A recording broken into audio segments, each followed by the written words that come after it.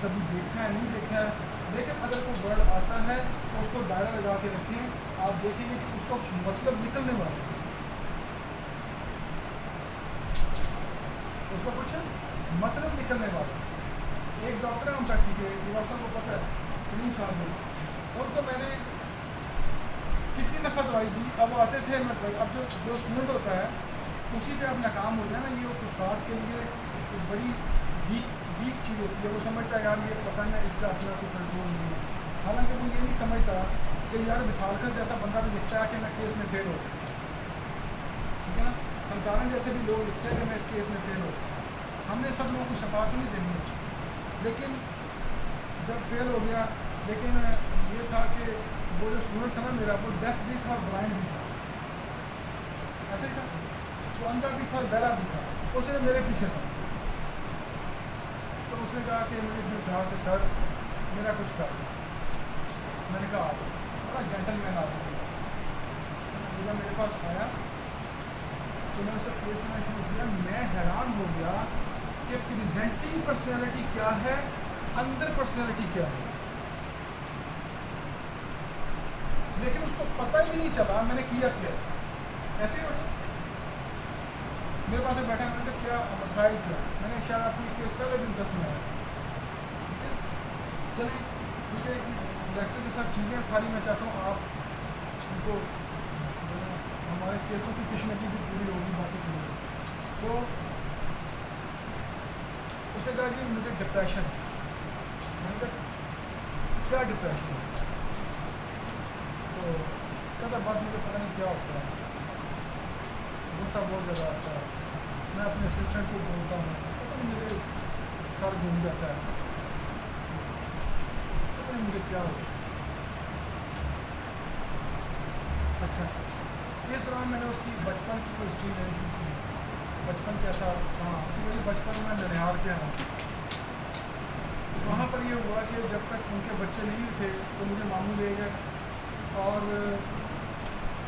वहाँ पर मेरा ख्याल रखा गया, मेरी केयर हुई। अब ये मिनरल का केस लग रहा है थर्ड में कि मेरी केयर हुई, और लेकिन बाद में जब उनकी औलाद आई तो उन्होंने मेरी तरफ तवज्जो छोड़ दी, और उनका जो वर्ड मेरे पास स्टेटमेंट है उसको मुझे इग्नोर किया गया और अपने बच्चों को उन्होंने ज़्यादा किया। अब यहाँ पर ये मिनरल नहीं रहा, क्योंकि इसका कॉम्पिटिशन जो है ना वो आ रहा एनिमल। फिर वो एक जगह मुझे बताते हैं जाकर कि फियर्स पे जब होते हैं क्वेश्चन, तो मुझे कहता है डॉक्टर साहब मुझे बड़ा फियर है, और हंस पड़ा हो। मैंने क्या, कहते हमारा घर ना डेरे में है, खेतों में हमारा घर। कहते जब भी मैं रात को अपने घर आता हूँ ना मुझे लगता है कि मुझे को मार ना था। मैंने कोई दुश्मनी है आपकी, कहते दुश्मनी कोई, अगर दुश्मनी के बगैर किसी को ये फियर है तो ये रेप्टाइल है। ये आप पढ़ेंगे, मैं पढ़ाऊँगा आपको रेप्टाइल, उसमें ये मैं थीम पढ़ाऊँगा आपको, ये रेप्टाइल है। अच्छा, अब ये पता लग गया एनिमल है, ये रेप्टाइल है, ठीक है। अब आगे क्या हुआ कि मैंने कहा उसका जो असल जो एनर्जी थी ना वो गुस्से के ऊपर थी, जिसके बारे में वो बार बार कह रहा था कि मुझे गुस्से का लाता है। मैंने कहा तो गुस्सा आता है तो क्या होता है, कहता जी पता नहीं मेरा जिस्म गर्म हो जाता है। मैंने कहा सारा जिस्म गर्म होता है, कहता नहीं मेरा सर गर्म हो जाता है। मैंने कहा क्या होता है सर को, कहता लगता है जब बाहर को निकलता है। अच्छा, अब जो था उसको फिर मैंने उसको है ना आगे इसमें मैंने कहा फिर आप क्या करते हैं गुस्से में, क्या करते हैं, क्योंकि मैंने गुस्से को पिक्चर कर दिया। कहना मैं जो है ना अगले बंदे को ना सिर्फ प्रेशराइज करता हूँ, अगले बंदे को सिर्फ प्रेशराइज करता हूँ तो उसके गले नहीं पड़ता।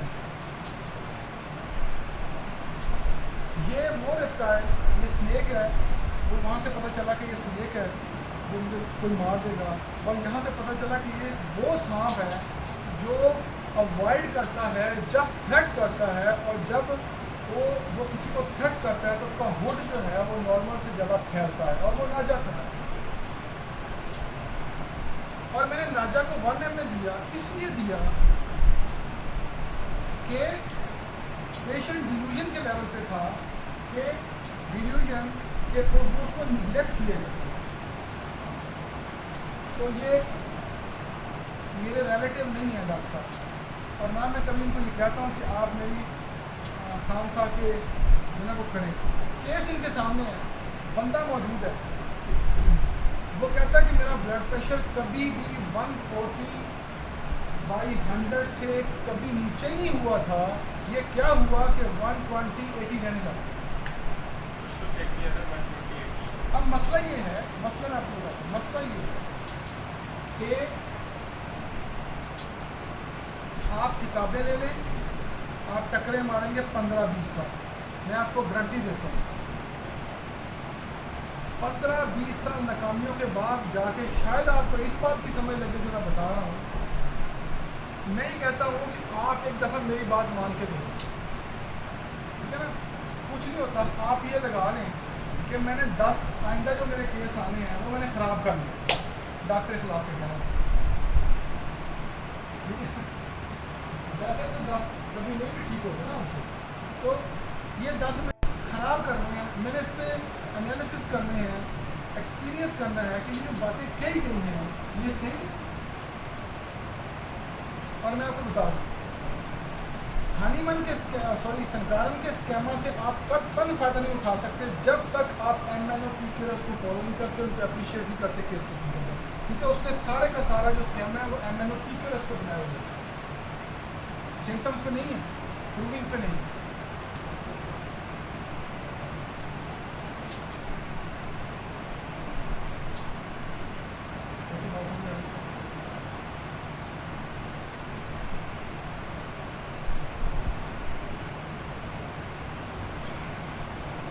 मुझे केस वहाँ लिखे होते हैं, मुझे तो पूरी तरह याद नहीं होता क्या था। तो पिछले दिनों मेरे पास एक खातून आई, तो आप यकीन करेंगे मैंने उसका डायग्नोसिस ही नहीं देखा, उसमें कोई फाइल ला के दी, मैंने एक तरफ रखी, ठीक है।